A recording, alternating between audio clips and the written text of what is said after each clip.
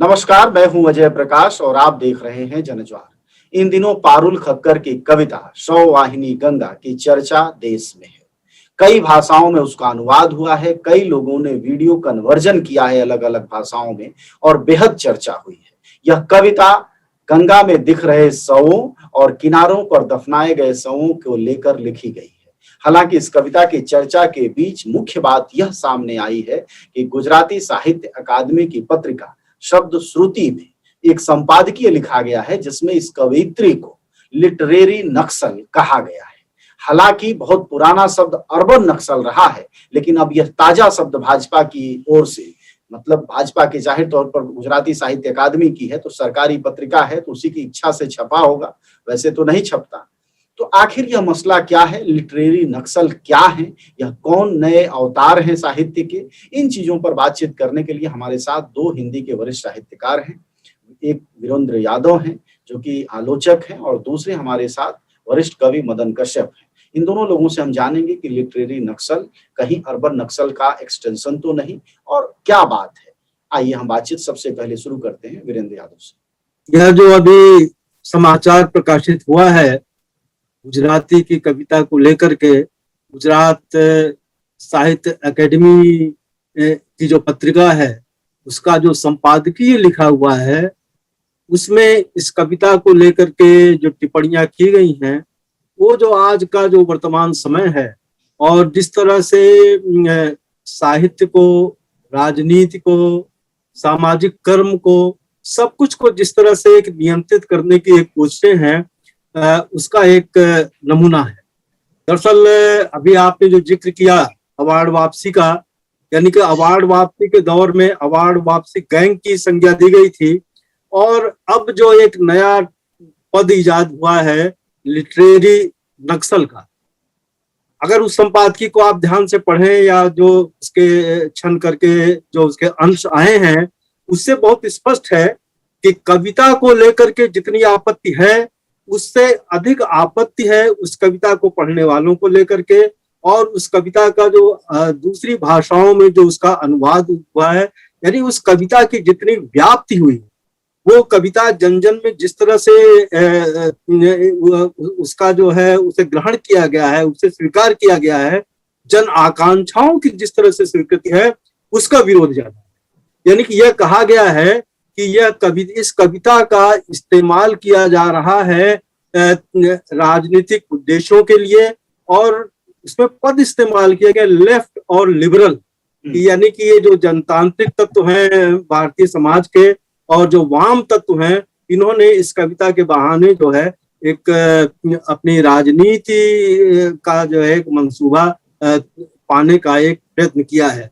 तो अगर इस कविता को आप पढ़ें तो इस कविता में जिसे कहा जाए कि यह एक जो है प्रकट रूप से किसी राजनीति का नहीं विरोध करती, किसी राजनीतिक तंत्र का भी उस तरह से विरोध नहीं करती। यह कविता यथार्थ की अभिव्यक्ति है, यानी गंगा में कोविड के दौरान लाशों का पाया जाना, उस पर एक व्यंग और विद्रूप को दर्शाती हुई यह कविता है। लेकिन कविता की शक्ति इतनी है, यानी कि कविता लोगों के मन मस्तिष्क में जो आज का जो सच था उस कविता, यह कविता उसको अभिव्यक्त करती है। तो सत्ता तंत्र द्वारा इसका विरोध किया जाना, और एक दूसरी बात देखिए अजय जी, ये है कि सत्ता तंत्र के साथ साथ यह एक साहित्य एकेडमी, यानी कि साहित्य एकेडमी के पत्रिका निकलने वाले के संपादक द्वारा लिखा गया। यह एक है कि यानी कि एक दिशा देने की बात है कि साहित्य के समाज में अब इस तरह की चीजें जो है सत्ता तंत्र द्वारा बर्दाश्त नहीं की जाएंगी। इसलिए इस कविता को लेकर के जिस तरह की एक सत्ता के क्षेत्रों में जो डर है वो एक मैं समझता हूं कि वो अधिक चिंता की बात है। और ये पहली बार है, यानी कि सत्ता पर, साहित्य पर नकेल लगाना, साहित्य को नियंत्रित करना और लेखकों के बीच में, कवियों के बीच में एक ऑटो सेंसर पैदा करना, यह भी इसका एक प्रयत्न है।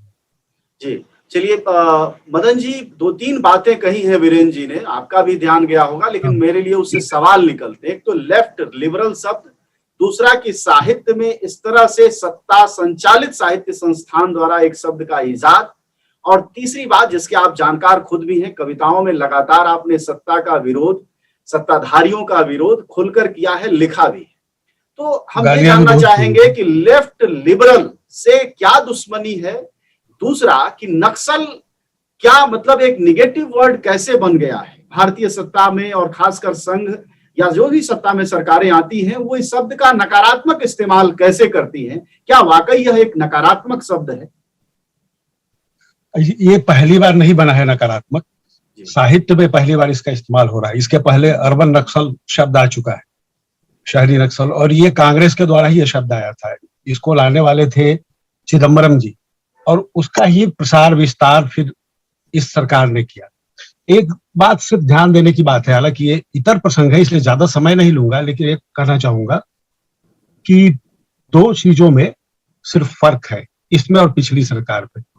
अल्पसंख्यकों के प्रति दृष्टिकोण और साहित्य संस्कृति के प्रति दृष्टिकोण, बाकी में अर्थव्यवस्था वाले में कोई फर्क नहीं। इसलिए अर्बन नक्सल तो सीधे वहां से आयातित हो गया, लेकिन लिटरेरी नक्सल जैसा शब्द वहां नहीं आया था। यानी साहित्य और संस्कृति में और अल्पसंख्यकों के प्रति अपने राजनीतिक सामाजिक व्यवहार में जो पिछली सरकार थी उसका आचरण ज्यादा कुछ मतलब वैज्ञानिक ना कहे कि ज्यादा उदार और ज्यादा संतुलित था, जो इसमें नहीं है। इसका कारण ये है सबसे बड़ा कि यह अभी जो लोग सत्ता में बैठे हुए हैं इनका सबसे बड़ा एजेंडा ही है संस्कृति पर कब्जा करना, क्योंकि संस्कृति को सांप्रदायिकता में रिड्यूस करने की कोशिश करते हैं। और इसके लिए सबसे ज्यादा जरूरी ये है कि संस्कृति की वो तमाम परिभाषाएं बदल दी जाएं जो जोड़ने का काम कर। संस्कृति का मूल काम, साहित्य का मूल काम है समाज को जोड़ना, तो जोड़ने की वाली की प्रवृत्ति का पर चोट करे, ताकि तोड़ने वाली जो प्रवृत्ति है विभाजित समाज को करने की, इसी को संस्कृति के रूप में स्थापित किया जाए। तो इसलिए वो कर रहे हैं। लेकिन अब इसी प्रक्रिया में ये नया शब्द आया तो मैं तो थोड़ा सा इसको क्रेडिट देना चाहूंगा इस बात का कि प्रतिरोध के हर स्वर को नक्सल ही क्यों कहा जाता है। नक्सल अर्बन नक्सल में भी वही स्वर था जो एक सामाजिक प्रतिरोध के साथ खड़े लोगों को कहा। अब जो कविता में जो प्रतिरोध दर्ज हो रहा है या समय यथार्थ को की जो विडंबना है, उस विडंबना और विसंगति पर कोई कवि अगर चोट कर रहा है तो उसकी व्याख्या एक सरलीकृत व्याख्या है यह कि उसको कह दीजिए तुरंत से कि ये लिटरेरी नक्सल है। लेकिन ये सरलीकृत व्याख्या भी बनी है तो कहीं ना कहीं से मुझे लगता है कि उस आंदोलन का, उसके योगदान का, उसके पूरे अवदान और समाज के भीतर और साहित्य के भीतर उसका जो दाय है उसको स्वीकृति भी देना है। आप मानते हैं कि प्रतिरोध का स्वर वही होता है, प्रतिरोध का स्वर वैसा ही होता है, तो एक तरफ तो ये भी है, यह पक्ष भी आता है। दूसरा ये है कि इस दृष्टि से तो ला नहीं रहे हैं, ये तो मैं कह रहा हूं ना, वो ला तो इस दृष्टि से नहीं रहे, ला तो रहे हैं वो इस पर इसे एक तरह से अपनी समझ से आतंकवादी या नक्सली कह के उसे किसी न किसी तरह से जो सामाजिक राजनीतिक वैचारिक घेरा है, इस घेरे में उन्हें कलंकित करना, उन्हें अलग थलग करना और उन्हें समाज और सत्ता और संस्कृति के लिए गैर जरूरी बताने की कोशिश के उपक्रम में यह किया जा रहा है। उद्देश्य उनका यही है। अब इसमें जो सबसे महत्वपूर्ण चीज ये हो रही है, जो सत्ता की तरफ की ये कर कौन रहा है, आपने सवाल उठाया, तो एक बात ध्यान देने की है कि ये जो गुजरात साहित्य अकादमी या जितने भी राज्यों की साहित्य अकादमियां है ना, वो साहित्य अकादमी नहीं है, नाम उनका होता है, वो उसकी एक सांस्कृतिक इकाई होती है राजसत्ता की। सीधे वो कोई ऑटोनोमस नहीं है, ऑटोनोमस नहीं होता है। वहां काम करने वाला आदमी जो लिखने वाला आदमी है वो लेखक नहीं है और लेखक के रूप में है नहीं, वो सरकारी मुलाजिम होते हैं सबके सब। कई बार तो वो नौकरी करने वाले लोग भी होते हैं जो हो जाते हैं। अकादमियों में संघर्ष भी चल रहा है। जो सबसे ज्यादा चर्चा में अकादमी रही मध्य प्रदेश की, वहां भी यही हाल है। जैसे सरकार बदलती है वहां निदेशक बदल जाता है, संपादक बदल जाता है, सब कुछ बदल जाता है। बीच में थोड़े दिनों के लिए सरकार बदली तो फिर सब बदल गया था, फिर वो सरकार वापस आ गई, फिर बदल गया। तो मतलब वहां राज्यों में एक चीज ध्यान देने की बात है कि संस्कृति को लेकर कोई स्वायत्तता नहीं है, कोई अवधारणा नहीं है, पूरी तरह से सत्ता के पक्ष में वो काम करते हैं। तो ये एक दो बातें, एक तो नक्सली कहने का पक्ष है, दूसरा कविता का पक्ष आता है। दो चीजें हमारे पक्ष में जाती है कि कविता में इतनी ताकत, तो कविता के बारे में जो लोग कहते हैं कि कविता में कुछ नहीं है, कविता से कुछ नहीं होता है, कविता से कुछ नहीं बदलता है, मान लेते हैं। हमारे बीच के लोग भी कहते हैं, तो फिर हमारे बीच के लोग भी कहते हैं तो उन लोगों को तो उन लोगों को समझना चाहिए। पता नहीं कैसा लगेगा कि कविता से कुछ नहीं होता है, लेकिन यहाँ जो हो रहा है कविता से ही हो रहा है। अच्छा सर, कविता पीछे उसने भी लिखी हुई है। देखें तो जब पुरस्कार वापसी गैंग की बात हुई तो सबसे पहले जिन लोगों की पुरस्कार वापसी में नाम आया, चाहे उदय प्रकाश हो, अशोक वाजपेयी हो, उन लोगों की कविताओं को लेकर ही सवाल था। मैं ये कह रहा हूं कि चूंकि आप आलोचक हैं तो इस दृष्टि से बताइए कि पिछले 7 वर्षों में जो सरकारों ने जो भी नियम कानून या जन विरोधी नीतियां अपनाई हैं, उसकी वजह से कविता अपने प्रखर रूप में, जिसकी की कमी महसूस की जा रही थी कि इस तरह के कवि कम होते जा रहे हैं जो सत्ता विरोधी सीधे अटैक करने वाली कविताएं लिखते हों, क्या उनकी बढ़ोतरी हो रही है क्या साहित्य में? देखिए, विगत कुछ वर्षों की अगर हम बात करें तो जिस तरह से सत्ता का दमनकारी स्वरूप और साहित्य को, संस्कृत को नियंत्रित करने के जो उनके मंसूबे जिस तरह से उजागर हुए हैं, मैं समझता हूं कि अगर हम बात हिंदी साहित्य की करें तो हिंदी समाज में, हिंदी साहित्य में कविता के माध्यम से या दूसरी विधाओं के माध्यम से एक सांप्रदायिकता के विरोध में, फासीवाद के विरोध में रचनाएं तो लिखी गई हैं और लिखी जा रही है। लेकिन एक दूसरी स्थिति यह है कि इन रचनाओं की व्याप्ति कितनी है। ये रचनाएं जो हैं, जो एक लक्षित पाठक वर्ग है, उस लक्षित पाठक वर्ग तक कितनी पहुंच रही है। तो मैं समझता हूं कि अगर जिस गुजराती कविता को लेकर के हम बात कर रहे हैं, वो गुजराती कविता अगर देश की इतनी भाषाओं में उसका अनुवाद हुआ, इतने पाठकों द्वारा वो पढ़ी गई और सत्ता ने उसका नोटिस लिया और एक जिसे कहा जाए कि सत्ता की निगाहों में वो खटक रही है, हिंदी में जो कविताएं लिखी गई या जो दूसरी विधाओं में लिखी गई, उसका एक जिसे कहा जाए सत्ता ने भी उसको अपने लिए कोई खतरा नहीं समझा और एक अभिव्यक्ति का एक जिसे कहा जाए कि जो एक शक्ति होती है, अभिव्यक्ति का जो असर होता है, जो प्रभाव होता है, उसके बारे में हमें सोचना चाहिए कि क्या जो हम लिख रहे हैं उस लिखे का जनता के बीच में, पाठकों के बीच में प्रभाव हो रहा है, उसका प्रसार हो रहा है, या एक बहुत छोटा संवर्ग है, उसी छोटे संवर्ग के बीच में ही वो चर्चा होकर के रह जा रही है।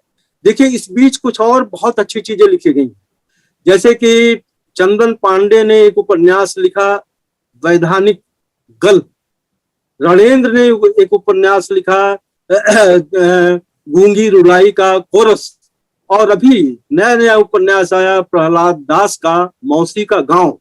इस दौर में ये जो तीनों उपन्यास हैं, इस पूरे दौर को जिसे हम जो है सांस्कृतिक राष्ट्रवाद कहते हैं, इस सांस्कृतिक राष्ट्रवादी दौर को चिन्हित करती हैं और एक समाज की जो स्थिति है, समाज की यथार्थ को अभिव्यक्त करती है। लेकिन मैं जिन उपन्यासों का, जिन रचनाओं का नाम ले रहा हूं, ये अभी हिंदी के व्यापक पाठक वर्ग की तो बात छोड़ दीजिए, एक सचेत जो पाठक वर्ग है, जो साहित्यिक पाठक वर्ग है, उस पाठक वर्ग के बीच में भी चर्चा का विषय नहीं बनी।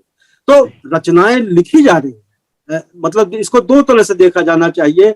एक तो हमें जो है इस बात को स्वीकार करना चाहिए कि यह जो वातावरण है, इस वातावरण ने एक लेखकों के बीच में, संस्कृत कर्मियों के बीच में एक ऑटो सेंसर पैदा किया।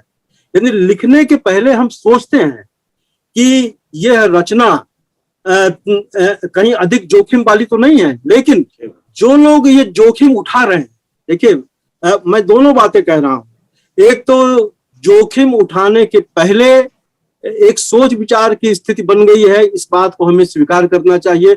लेकिन जो लोग अभिव्यक्ति का जोखिम उठा रहे हैं, वो अभिव्यक्ति का जोखिम, वे जोखिम तो उठा रहे हैं, लेकिन एक लक्षित पाठक वर्ग तक वो चीजें पहुंच रही हैं या नहीं पहुंच रही हैं। मैं समझता हूं कि अगर वो उतनी ही मारक होती, उतनी ही व्यंजनात्मक होती, अगर उसकी धार उतनी ही तेज होती और उसकी उतनी ही व्याप्ति होती, तो जिस तरह से गुजरात की इस कविता का या कुछ दूसरी रचनाओं का, यानी तमिलनाडु में जो तमिल में कुछ उपन्यास लिखे गए, केरल में पिछले दिनों लिखा गया। तो जिस तरह से वहां पर प्रतिबंध सांस्कृतिक राष्ट्रवादी शक्तियों द्वारा उसका विरोध हुआ, यानी कि हाई कोर्ट तक जो है उपन्यास के विरुद्ध रिट दायर की गई, सुप्रीम कोर्ट में भी लोग पहुंचे, वो स्थिति हिंदी में नहीं है। ये हमारे एक सोच विचार का मुद्दा बनता है कि हम लिख तो रहे हैं लेकिन हम पहुंच कहां तक रहे हैं, और क्या यह भी विचार करने की बात नहीं है कि जितना व्यापक हिंदी समाज है, करोड़ों करोड़ का, उत्तर प्रदेश, बिहार, राजस्थान, हरियाणा, दिल्ली, एक बहुत बड़ा एक हिंदी भूभाग है। इस हिंदी भूभाग में जिस तरह से सांस्कृतिक अभिव्यक्ति होनी चाहिए थी, क्या उस तरह से हम कर पा रहे हैं या नहीं कर पा रहे हैं, तो ये हमारे विचार के मुद्दे तो बनने चाहिए और हमारी चिंता का विषय भी होना चाहिए। जी, बात वाजिब कह रहे हैं आप, और मदन जी आपने पूरी बात सुनी ही होगी, और आप खुद भी कवि हैं, लिखते हैं, और आप भी महसूस करते होंगे। आप क्या मानते हैं? हालांकि मैं आपकी भी कविताओं से परिचित हूँ, कई कविताएं ऐसी हैं जो कि पढ़ी गई। एक तो असद जैदी कविता मुझे आज भी याद है, और वो भी काफी पॉपुलर हुई, कई बार होती है, नहीं होती है, लेकिन एक चिंता बहुत वाजिब है वीरेंद्र सर की, कि जिस तरह का हम देश की सबसे बड़ी बोली है, सबसे ज्यादा बड़ी संख्या वाली भाषा है, लेकिन हमारी उपस्थिति नगण्य है, इसमें कवि कितना कमजोर है और हमारा माध्यम कितना कमजोर है।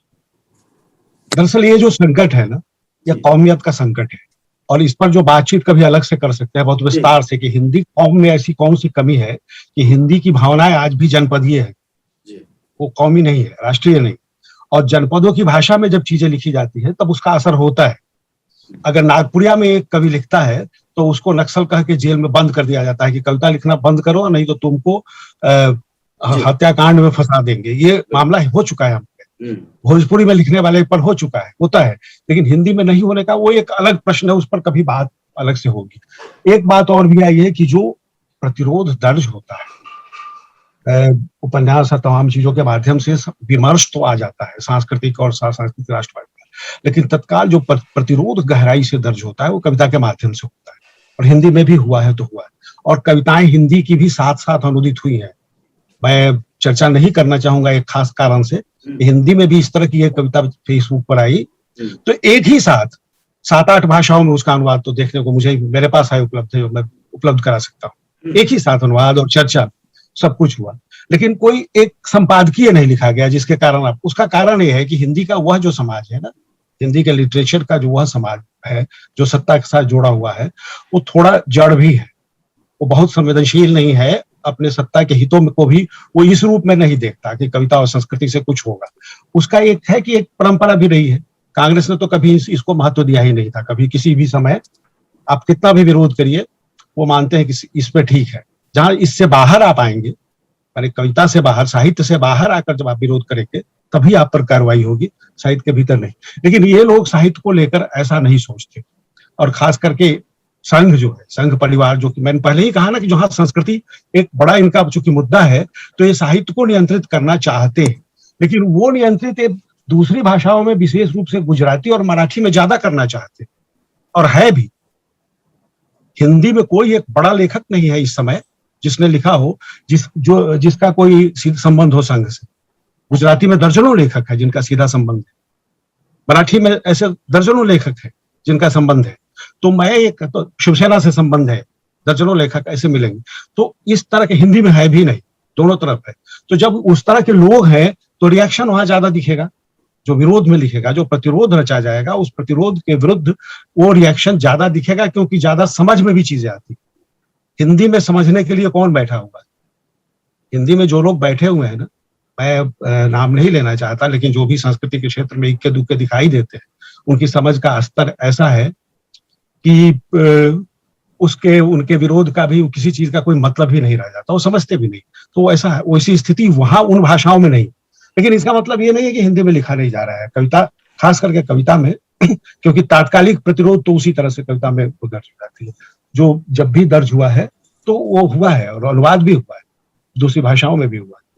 अच्छा सर, हमारे जी हाँ, कुछ कर रहे हैं वीरेंद्र जी से थोड़ा बात अब खत्म करेंगे, हमें समेटना होगा, वक्त हो रहा है। मेरा ये कहना था कि मदन जी एक बात कह रहे थे और वो ये कह रहे थे कि जनपदीय मतलब जिलों के स्तर पर कई कवि जब उभरते हैं, इलाकाई स्तर पर उभरते हैं, तो उनको मुश्किलें झेलनी पड़ती हैं, उन पर मुकदमे दर्ज होते हैं। ये मैं पत्रकारिता में भी हम महसूस करते हैं कि राष्ट्रीय स्तर पर बैठे पत्रकारों के मुकाबले बहुत ज्यादा जो क्षेत्रीय स्तर के पत्रकार हैं, जो सच को सही मामले में बाहर लेकर आते हैं, हम जंजवार में महसूस करते हैं, हमारे रिपोर्टर काम करते हैं। तो ये तालमेल कहीं ऐसा तो नहीं कि ये कविता या पत्रकारिता से नहीं, बल्कि इसका क्षेत्रीयता मतलब किस दायरे में आप बोल रहे हैं, किन लोगों के बीच बोल रहे हैं, उसका असर हो?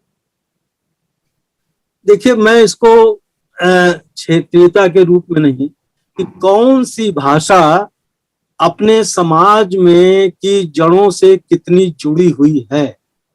अगर गुजराती, मलयाली, तेलुगु, तमिल, अगर इन भाषाओं के लेखकों को लेकर के अगर पहरा है, अगर उन पर अंकुश लगाने की कोशिशें हो रही हैं, तो इसका एक बड़ा कारण यह है कि ये जो इन भाषाओं के जो लेखक, जो हमारी जो क्षेत्रीय भाषाएं जिनका आप जिक्र कर रहे हैं, इन भाषाओं के लेखक अपने समाज की जड़ों के साथ जुड़े हुए हैं और वहां के दैनंदिन जीवन में उनकी उपस्थिति है।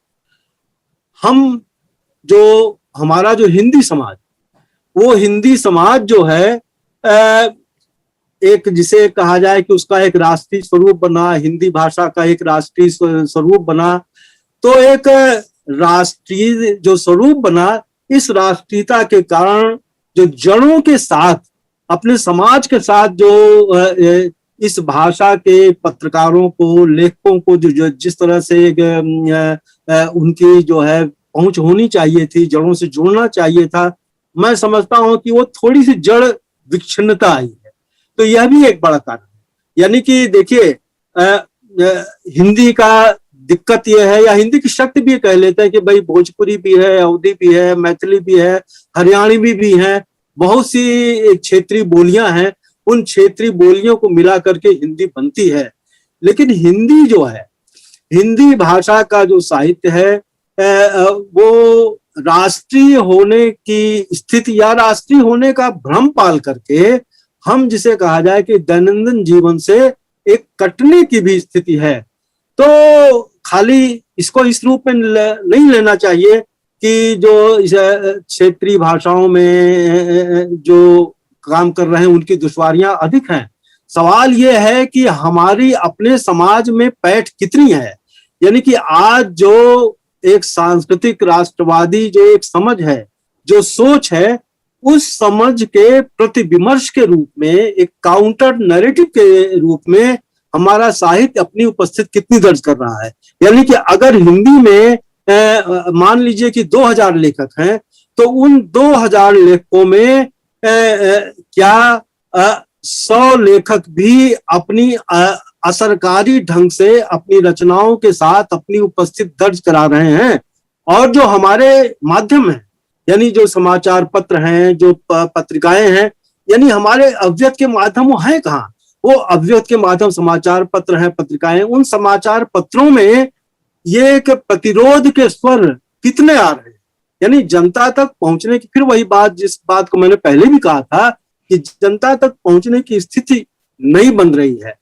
तो प्रश्न इस बात का है कि हमारा जो साहित्य रचा जा रहा है, जो हमारी जो चिंताएं हैं, और देखिए जब मैंने जैसे जिन रचनाओं का भी नाम लिया, जिन उपन्यासों का नाम लिया, ये इनके बारे में भी है कि ये लिखे तो गए, कुछ सैकड़ा इनकी प्रतियां छपी, वह भी पूरी की पूरी कितनी बिकी या नहीं बिकी तो एक दूसरी स्थिति है। जबकि मलयालम में, बंगला में और तमिल में या तेलुगु में, इन सारी भाषाओं में एक हजारों हजार की संख्या में जो है अखबार भी क्षेत्रीय भाषाओं के हैं, ये जो उपन्यास, कहानी, कविताएं भी वहां छपती हैं।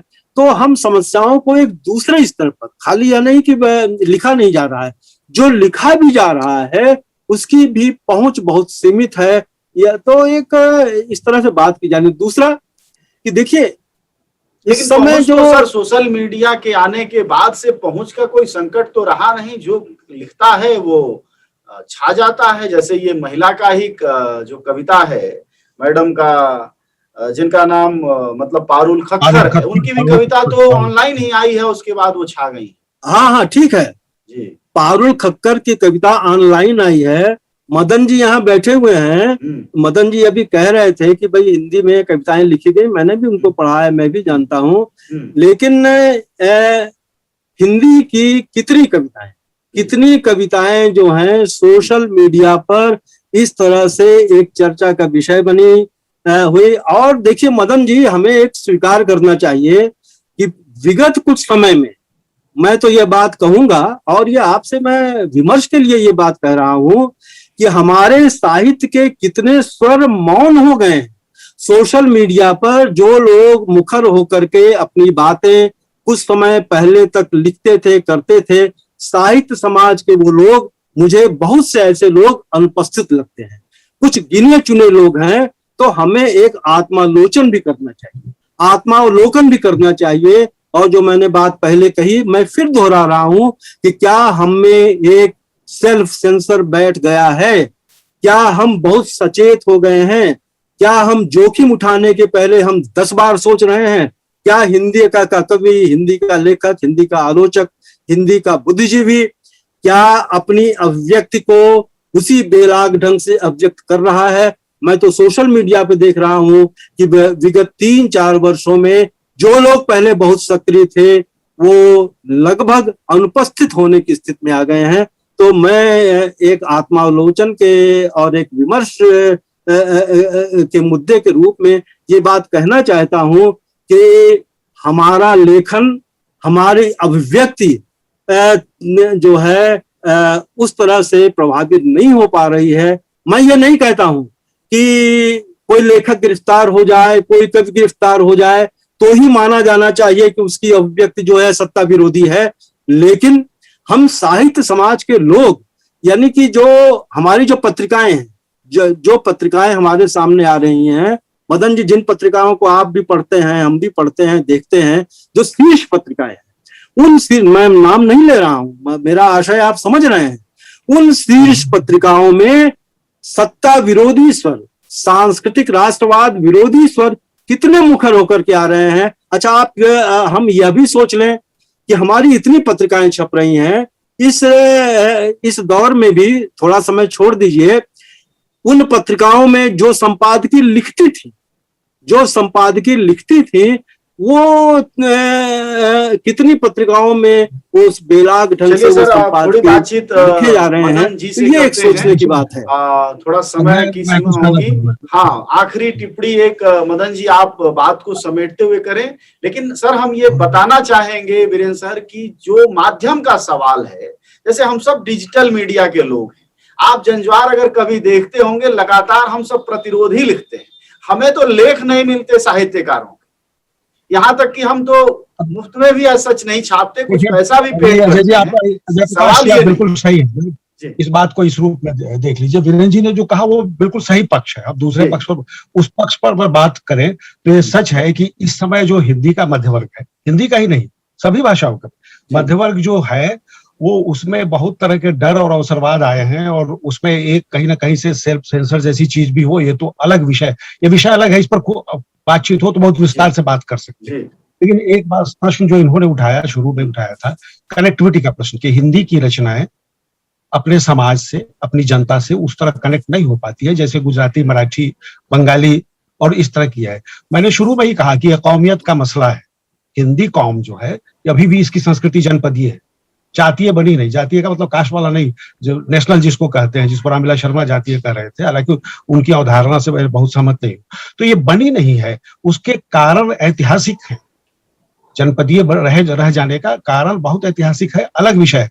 लेकिन फिलहाल मैं इतना ही कहना चाहूंगा कि जो लोग जनपदीय बोली बानी में लिख रहे हैं ना हिंदी क्षेत्र में, वो उसी तरह के प्रतिरोध को झेल रहे हैं और उसी तरह की संवेदनशीलता उनके प्रति दिखाई जा रही है जैसे गुजराती, मराठी में होती है, उसी तरह से नागपुरिया और भोजपुरी वालों के साथ होती है। ये एक अलग है मसला, ये मसला अलग है, इस पर कभी बात हुई। और जो दूसरा इन्होंने उठाया वो अलग मसला है, मध्यवर्ग के भीतर अवसरवाद आना, कहीं ना कहीं से आत्मनियंत्रण आना ताकि हम कहीं फंस नहीं जाएं। ये मामला सिर्फ हिंदी का नहीं है, ये सभी भारतीय भाषाओं का है, जहां ये चीजें वहां भी आई है। लेकिन कहिए कि उसी के बीच से पारुल खक्कड़ आ गई, तो उसके बीच से हिंदी में भले भी आ गए हैं। जैसे इतनी सारे मीडिया चल रहा है, हिंदी का ही अभी माध्यम का ही ले आप जंजवार कर रहे हैं, या फिर अजीत अंजुम करे, या फिर पुणे प्रसून करे, तो तमाम लोग साहस के साथ साहस के साथ बोलने वाले भी हैं। तो कविता में भी है, कथा में भी है साहस के साथ बोलने वाले। कविता में एक जरूर एक सुविधा रही है, कविता इस मायने में महत्वपूर्ण विधा होती है किसी भी समय की। बड़ी आपदा, यह भी वैश्विक दुनिया में तो विकसित देशों में कविता बहुत पीछे छूट गई थी, लेकिन अचानक कोरोना के कारण, कोरोना के बाद अब मुझे लगता है कि जिस तरह से पोस्ट वार पोइट्री की तरफ पोस्ट कोरोना पोइट्री एक वर्ल्ड रेवोल्यूशन बन सकता है। जो स्थिति आई कि जब समाज गहरे संकट में जाता है, चाहे वो संकट राजनीतिक हो, चाहे वो आपदाजन्य हो, चाहे वो ऐतिहासिक सांस्कृतिक परिस्थितियों के कारण पैदा हुआ हो, जब गहरे संकट में जाता है तो उसकी बेचैनी को व्यक्त करने में कविता एक सफल भूमिका निभाती है। वो आज हमारे देश में दो स्तर पर निभा रही, एक तरफ तो आपदा और दूसरी तरफ आपदा में अवसर तलाशने वाली शातिर सरकार। और ये कविता उन दोनों चीजों को दिखाती है, पारुल की कविता। और ये सिर्फ वही कविता नहीं दिखा रही, और भी कविताएं समय समय पर आई, और उनका हुआ ये है, मैंने पहले ही कहा कि अनुवाद तो हो जाता है दूसरी भाषा में। कहा हिंदी के किसी ने तो नहीं लिखा इस पर, हिंदी में संपादकीय तो गुजराती में ही लिखा गया ना। उसकी मूल भाषा में जो संवेदनशीलता बची हुई है सत्ता की, कि सत्ता उस पर अटैक करती है, हिंदी में अटैक सत्ता चूंकि नहीं उस तरह से कर रही, गालियां सत्ता यहाँ अटैक यहाँ भी करती है, लेकिन उतने सुसंगत ढंग से नहीं। यहाँ पर तो गाली देने वाली टीम थी, जो पिछली दफा देखा है, गालियां तो हमने भी सुनी है, 50-60 हजार लोगों की गालियां जुनैद पर कविता लिखकर सुनी थी मैंने, गालियां आराम से। तो गालियां यहाँ भी दी जाती है, होती है, और अनुवाद भी होता है। लेकिन वही जो कमी है कि हिंदी की कविता, हिंदी की रचना अपनी मूल भाषा के भीतर जो समाज आता है, उस समाज से नहीं जोड़ पाती है। तो इसके लिए सिर्फ रचनाकार या रचना या साहित्य दोषी नहीं है, हमारे समाज की जो बनावट है इस पर बात करने की जरूरत है। अभी ये जो प्रश्न आया है वो आपका मूल विषय वही था कि मूल विषय उसने एक नया शब्द दे दिया, लिटरेरी नक्सल। और आप इसको कहेंगे कि यह विरोध में तो शब्द है, लेकिन एक बहुत बड़ा क्रेडिट भी है नक्सलों का ही, क्योंकि जो नक्सल ही है विरोध के एक आइडेंटिटी, एक आइकॉन, विरोध का एक आइकॉन, एक आइडेंटिटी, एक पहचान के रूप में नक्सल को मान रहे हैं कि साहित्य में भी विरोध हो तो नक्सल ही होंगे, राजनीति में विरोध हो तो नक्सल होंगे, वैचारिक विरोध हो तो नक्सल होंगे। ये कांग्रेस भी कह रही थी, मैं पहले ही कह रहा हूं, ये चिदम्बरम जी का लाया हुआ शब्द भी है। तो चिदम्बरम, क्योंकि ये दोनों मिलकर करते हैं, सलवा जुडूम चला रहे थे तो दोनों चला रहे थे, कोई फर्क नहीं आया है सत्ता बदलने से, क्योंकि पहले भी ये सत्ता उस सलवा जुडूम में शामिल थी, और उस समय भी अब भी वो पुरानी सत्ता उस सलवा जुडूम में शामिल है। तो ये पूरा का पूरा जो क्रोनी कैपिटलिज्म का एक वैश्विक और भारतीय खेल है, इस खेल का जो सबसे कारगर और सबसे ज्यादा विश्वसनीय प्रतिरोध दिख रहा है, वह विश्वसनीय प्रतिरोध या तो निम्न वर्गीय अस्मिताओं से आ रहा है, या फिर जिसे आप नक्सल के रूप में कह रहे हैं वो आ रहा है, वहीं से आ रहा है। शुक्रिया, अब हमें रुकना होगा क्योंकि समय हो रहा है। आप दोनों लोगों का शुक्रिया। हमारे साथ वरिष्ठ साहित्यकार वीरेंद्र यादव और मदन कश्यप थे, बातचीत कर रहे थे। वीरेंद्र जी ने जो सवाल उठाया है वह महत्वपूर्ण है कि हिंदी समाज के साहित्य का एक बड़ा तबका सेल्फ सेंसर्ड हो गया है। पिछले वर्षों में वो अपने अनुभव से बता रहे थे, आलोचक हैं हिंदी के, कि उन्होंने खुद देखा है, हम सब महसूस कर रहे हैं, इस बात को मदन जी भी मानते हैं कि हिंदी मध्य वर्ग का साहित्य का एक बड़ा तबका ऐसा है जो सेल्फ सेंसर्ड है, और यह एक खतरनाक स्थिति है क्योंकि सत्ता लगातार प्रतिरोध की आवाजों को दबा रही है, और ऐसे में क्षेत्रीय आवाजें अगर उठकर सामने आ रही हैं तो वह सही मायने में प्रतिरोध को दर्ज करा पाती। शुक्रिया आप दोनों का, धन्यवाद आपको भी। न गोदी मीडिया न विरोधी मीडिया, न इसकी मीडिया न उसकी मीडिया, हम हैं जनता की मीडिया जनज्वार। जनज्वार की हर खबर को जन जन तक पहुंचाने के लिए फेसबुक पेज को फॉलो करें, शेयर करें।